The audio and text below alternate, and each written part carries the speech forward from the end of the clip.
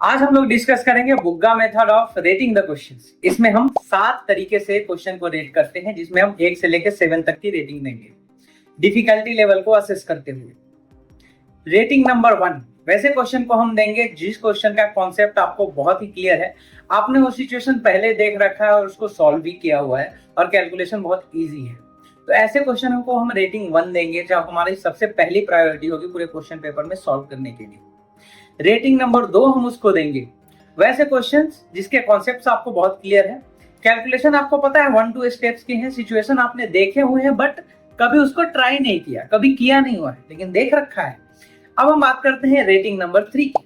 Rating number 3 पे ऐसे questions आएंगे जिसके फंडामेंटल कॉन्सेप्ट्स आपको क्लियर है, सिचुएशन नया है लेकिन आपको ये समझ में आ रहा है देखते ही कि उसमें कैलकुलेशन थोड़ा सा लेंदी होने वाला है, मतलब कि कैलकुलेशन अंडर कैलकुलेशन होने वाला है।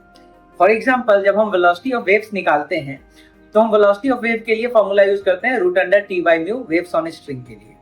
वहां पे मान लो अगर टेंशन डायरेक्ट नहीं दिया हुआ है और टेंशन भी तुमको कैलकुलेट करना है, तो पहले तो वेलोसिटी कैलकुलेट करना है, लेकिन उसके लिए फिर जो अंदर में टेंशन है उसकी वैल्यू भी फिर से कैलकुलेट करनी है।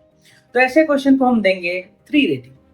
चौथे रेटिंग पे आते हैं ऐसे क्वेश्चन जिसके फंडामेंटल कॉन्सेप्ट्स आपको क्लियर है, सिचुएशन नया है लेकिन आप उस सिचुएशन को समझ पा रहे हैं कि इस सिचुएशन में आपको मल्टी कॉन्सेप्ट्स यूज करने हैं, जैसे कि 2 से ज्यादा थ्योरम्स यूज करने हैं या फिर एक लॉ और एक कोई थ्योरम यूज करना है।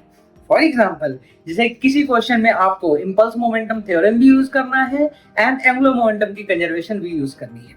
तो ऐसे क्वेश्चंस को हम क्या करेंगे, रेटिंग 4 देंगे।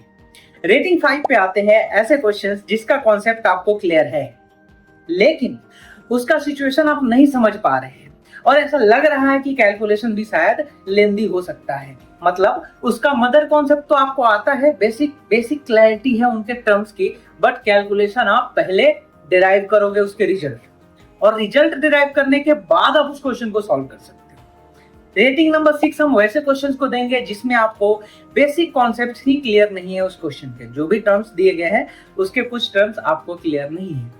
तो ऐसे क्वेश्चन को हम रेटिंग 6 देंगे जिसमें बेसिक कॉन्सेप्ट ही क्लियर है।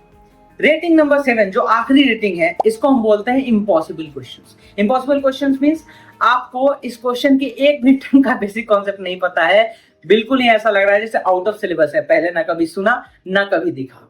ऐसे हम क्वेश्चंस को रेटिंग देंगे 1 से लेकर 7 तक। अब इस रेटिंग को यूटिलाइज कैसे करना है एग्जाम में, इसके लिए हम मिलते हैं नेक्स्ट वीडियो में।